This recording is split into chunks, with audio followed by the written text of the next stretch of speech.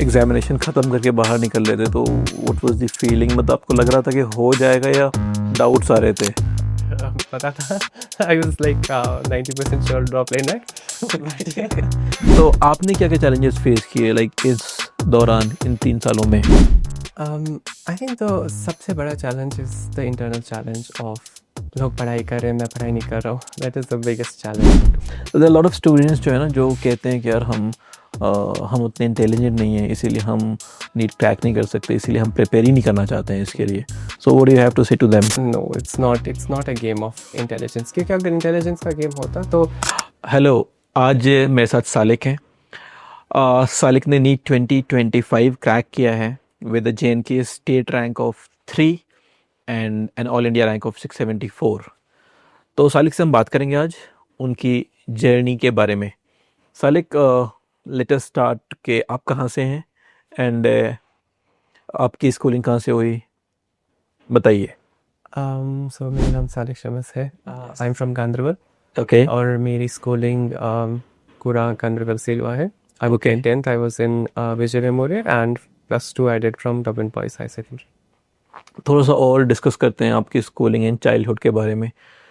आप किस टाइप के स्टूडेंट थे? आई मीन मस्ती करते थे ज़्यादा या पढ़ाई करते थे ज़्यादा स्कूल में? I would say I was a mix type. Okay मेरे से पढ़ाई भी हो जाती थी और मस्ती भी हो जाती थी, दोनों Okay. Cheese was balanced. Okay. And performance कैसी रहती थी आपकी क्लास में? आप लाइक वो टॉपर कैटेगरी में रहते थे या नॉर्मल स्टूडेंट कैटेगरी में रहते थे? आई वाज अपार्ट कुछ देर तक I was the topper, but फिर नहीं, उसके बाद नहीं। ओके, किस क्लास तक थे आप topper? I think I was still 6th और 7th। अच्छा, 6-7 उसके तक। बाद I was in the topper. Okay, ठीक है। नीट का सपना या डॉक्टर बनने का सपना कब आया, किस क्लास में? आई थिंक हम जिस सोसाइटी से आते हैं पहले ही इंस्टिल हो जाता है। Okay. This is a very prestigious profession, but मेरे लिए to personally decide I think it was 8th और 9th क्लास। ओके। एंड तो आपके केस में भी वैसा ही था, लाइक सोसाइटी के थ्रू वो इंस्टिल हो गया या पेरेंट्स के थ्रू या आपने खुद डिसाइड किया? पेरेंट्स का तो ज़्यादा रोल नहीं था, they were always supportive in whatever I wanted to do. But हाँ, सोसाइटी का I was influenced, this is a very prestigious job. और फिर मैंने खुद भी डिसाइड कर लिया that you know whatever is required इस जॉब में, I think I do have it. Okay, तो बेसिकली आपने अराउंड 8th क्लास के आसपास यू डिसाइडेड किया मेरे को डॉक्टर ही बनना है। Okay, and when did you start वो सीरियस प्रिपरेशन इस चीज़ के लिए? I think in class 10th। Class 10th में आपने स्टार्ट कर दिया। ठीक है, तो हम लेट्स डिस्कस के क्लास 10th में एग्जैक्टली आपने किस तरीके से प्रिपेयर किया and then class 11th 12th में कैसे प्रिपेयर किया, उसके बारे में थोड़ा सा बताएं। तो मैंने राइज को ही ज्वाइन किया था in class 10th, it was back in 2022। तो after some months of 10th का प्रिपरेशन जो भी क्रैश कोर्स होता था, my teachers decided that I have sufficient base of 10th and I can move on. तो they moved me on into 11th और वहाँ से मैंने फिर I started my preparation from there on. So it was at the mid of 10th. And तो उस time पे क्या स्ट्रेटजी रहती थी आपके, लाइक आपका डेली स्केड्यूल कैसा रहता था? उस टाइम पे I was not really serious about Okay. it, because I was just like ठीक है, देखते हैं, अभी बहुत टाइम है। हाँ। तो no fixed schedule, but I was just trying to see कैसी चीज़ें हैं, what do people do about it, so just trying to gain experience. तो प्रॉपर सीरियस कब होगा आप 11th में? I think beyond that. अच्छा, उसके बाद कब? I think middle of 12th. Okay. Really, because that was really when I decided कि अब बहुत करीब आ गया, now I can't, अब तो ये मस्ती बंद करनी पड़ेगी, and that is where I decided I have to do very serious prep. तो इसको तो उसके बाद लाइक मिड 12th के बाद आप का क्या रहता था स्केड्यूल? एज आई सेड, मुझे पहले टीचर्स से मूव कर दिया था, so my syllabus was done before 12th only. तो in middle of 12th when ये रियलाइजेशन हिट, तो उसके बाद I started to look through many sources, क्या है मेरे पास, what should I utilize and what not to utilise.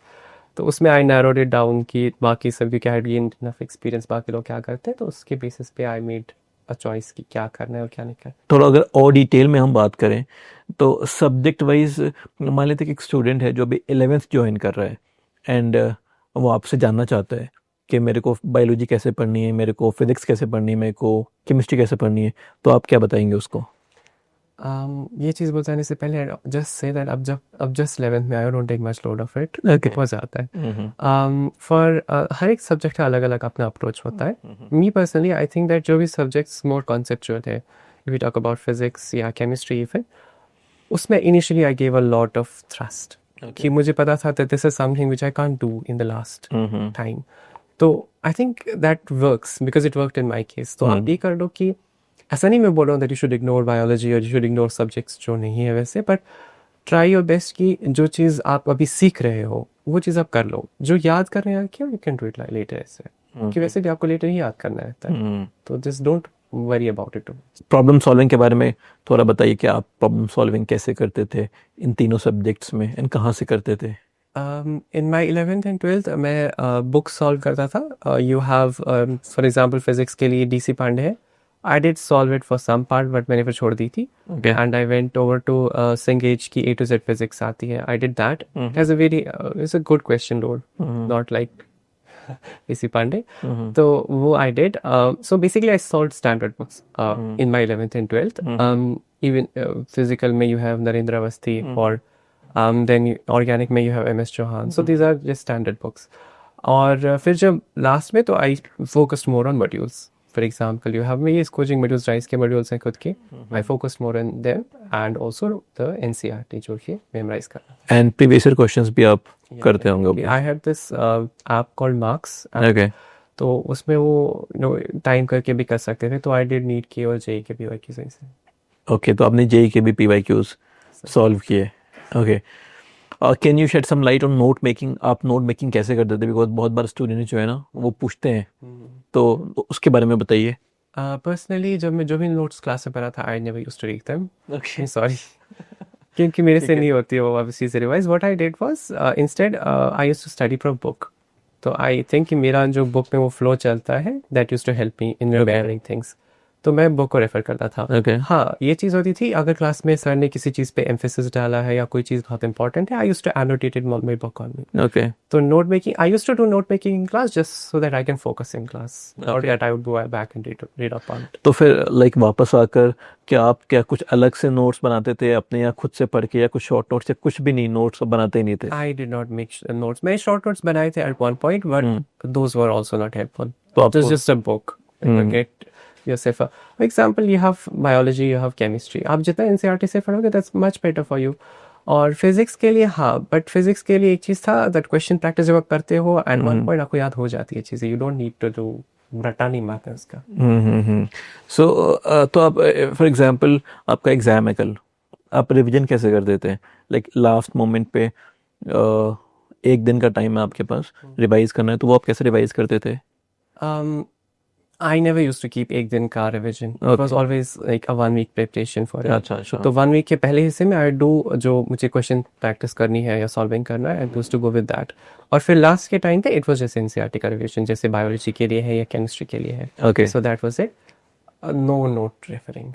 Okay okay ठीक है टेस्ट के बारे में बताएं टेस्ट आप टेस्ट ने कितना हेल्प किया Test series are the most important source एक स्टूडेंट के लिए because they not only help you to gauge your preparation but also ये चीज़ होता है they give you an idea कि क्या competition है what are you facing in your real examination तो I think test का तो there's a very high this role of tests.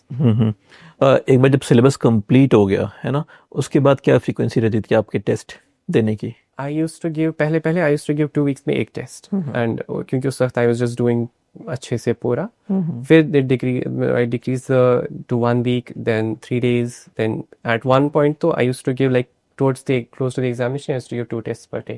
Okay That was हाँ हाँ ओके लास्ट 1 मंथ के बारे में करते हैं लास्ट 1 मंथ में आप टेस्ट के अलावा क्या कर रहे थे I was doing tests और टेस्ट जो मैं लिख रहा था I used to do analysis. It's very important कि आप analysis करें और मेरे पास एक सेपरेट नोटबुक होती थी which was my basically my mistakes notebook. I used to revise that. अगर कोई कॉन्सेप्ट ऐसा है which I'm consistently getting wrong तो I revise it through NCERT.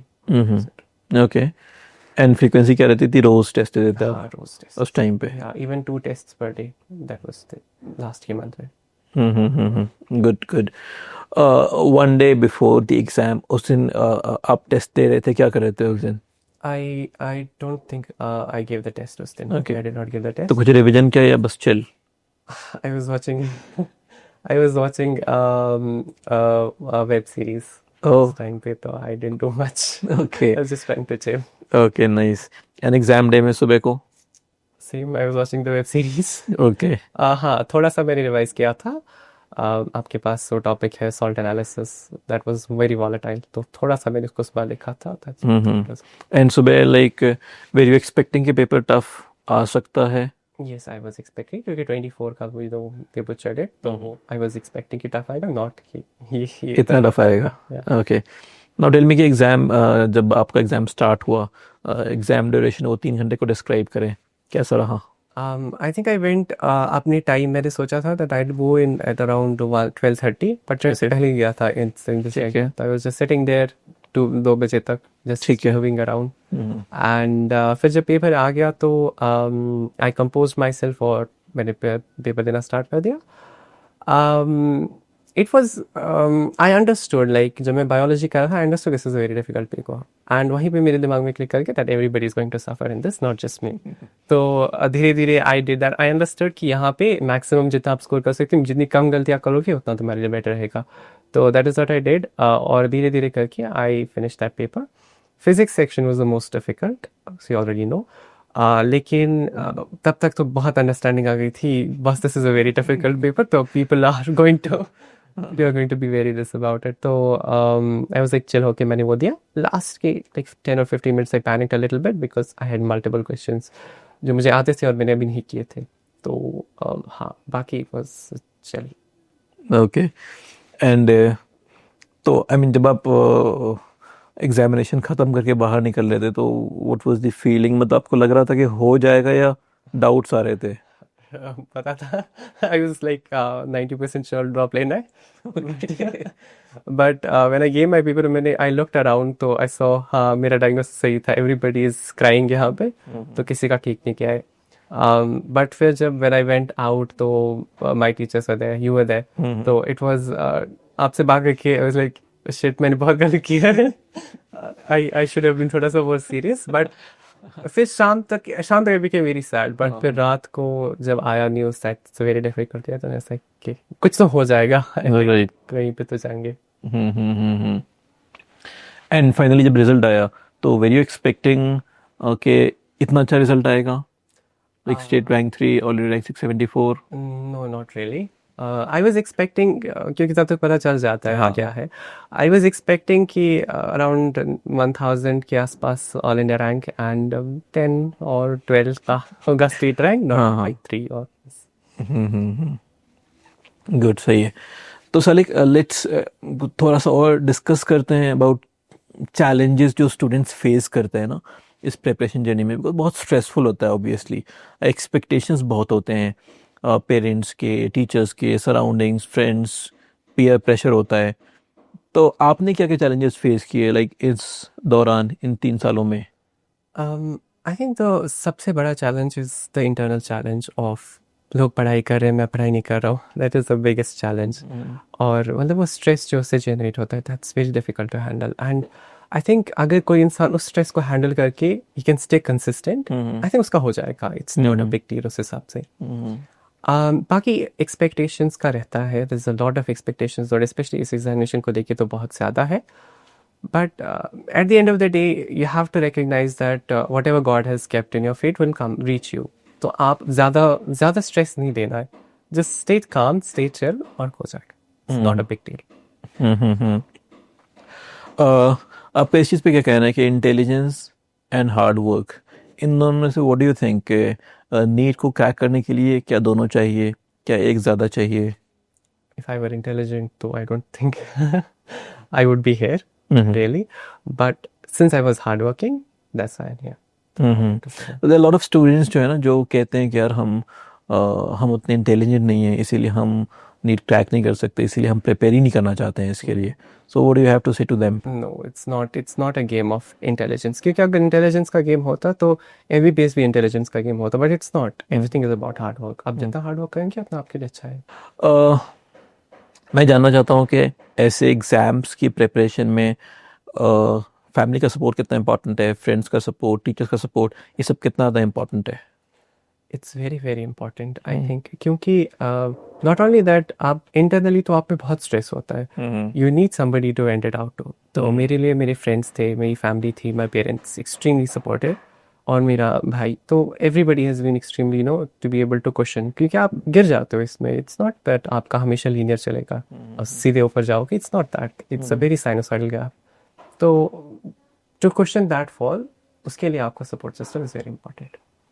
सी क्योंकि आपकी स्टेट रैंक 3 आई, एंड मैं भी स्टूडेंट से बात करता रहता हूँ जो आपके जूनियर्स है ना, वो कभी कभी हम डिस्कस करते हैं, वो आपके बारे में पूछते हैं, तो उनको ऐसा लगता है कि सालिक तो उनकी स्टेट रैंक 3 आई, वो तो टॉपर थे, उनके लिए तो ये बहुत आसान रहा होगा, हम वैसे नहीं हैं, हम नहीं कर सकते हैं। तो दे फील के सालिक के लिए तो बहुत आसान रहा होगा ये। तो उनको आप क्या कहना चाहेंगे? देखो, आसान तो नहीं है। I don't think, this is a very misconception, और मेरे लिए तो बिल्कुल नहीं था।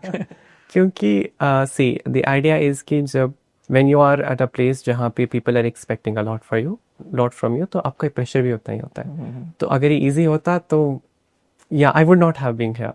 But the idea is that it's very difficult, but you have to be up for the challenge. That is what the idea, basic वही होता है।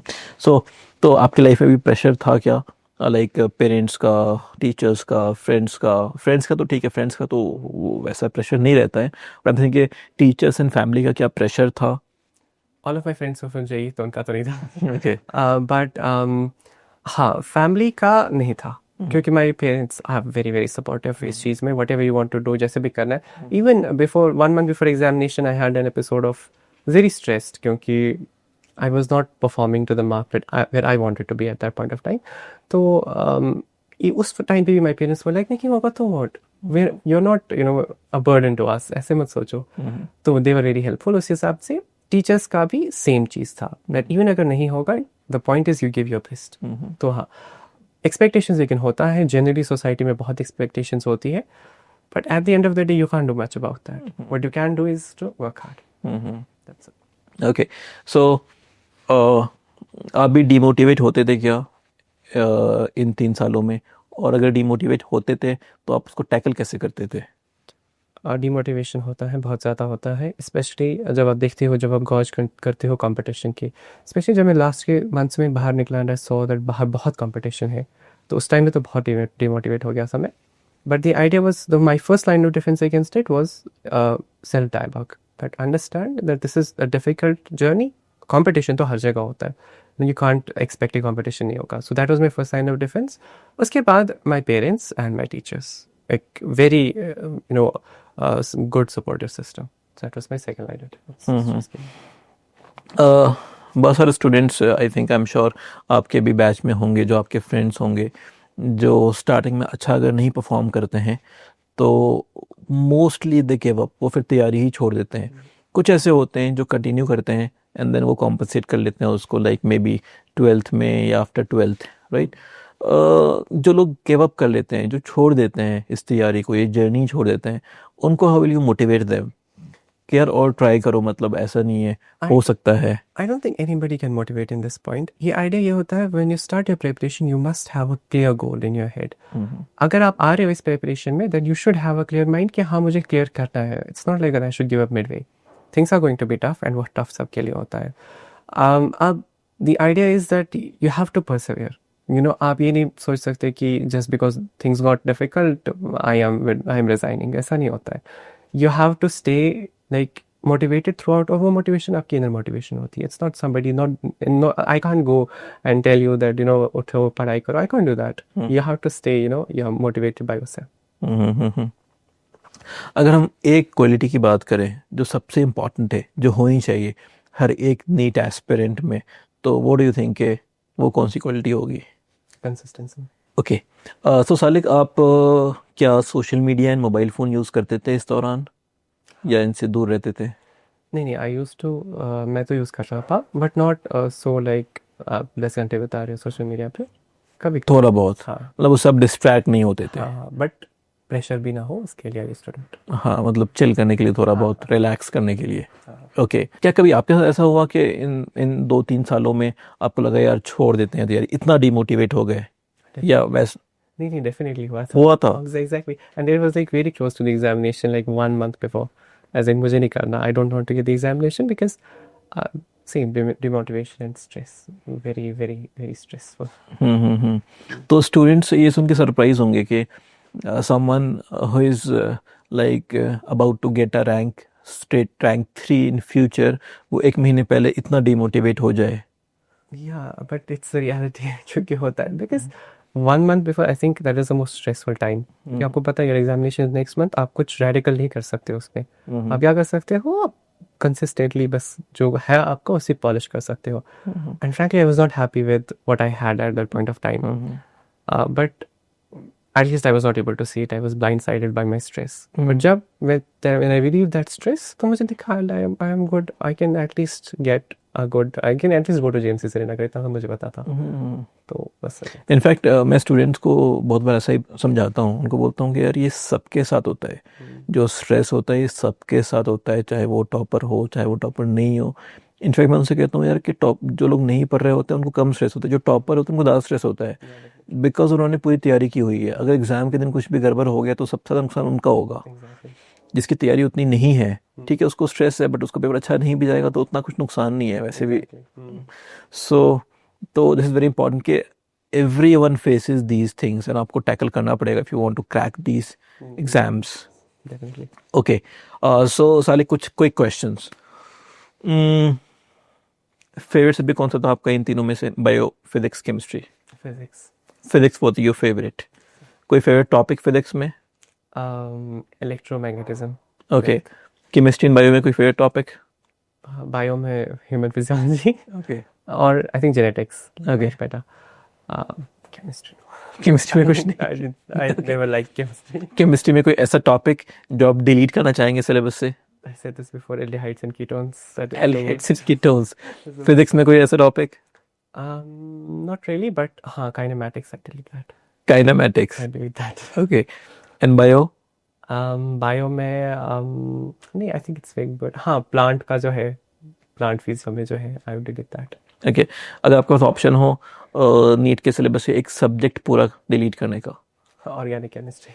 Organic Very chemistry. important in MBBS, but I don't but आप like delete it. कर देंगे उसको. Okay. What is your favourite food? My favorite food is homemade yakni. Homemade yakhni. Okay.